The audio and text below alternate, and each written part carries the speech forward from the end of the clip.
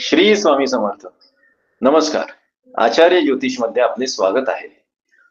होळी पौर्णिमेनिमित्त आज मी तुम्हाला छोटासाच पण सर्व राशींसाठी उपयुक्त असा तोडगा सांगत आहे, ज्याच्यामुळे आपल्या मनातील घरातील नकारात्मक ऊर्जा निघून जाऊन मनामध्ये सकारात्मक विचार तसेच घरामध्ये प्रसन्न वातावरण तयार होईल. थोडीशी काळी मोहरी घेऊन काळ्या कपड्यात बांधावी आणि ते कापड किंवा ती पुरचुंडी स्वतःजवळ दिवसभर ठेवावी. रात्री होलिका दहन सुरू झाल्यावर श्री गणेशाचे, श्री कुलदेवीचे तसेच श्री होलिका देवीचे स्मरण करत, पूजा करत ती पुरचुंडी होळीमध्ये सोडून द्यावी.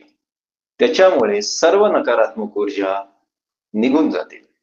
मोहरीचे दाणे नकारात्मक ऊर्जा धरून व साठवून ठेवतात, म्हणून एकदा वापरल्यानंतर ते जाळून टाकावेत.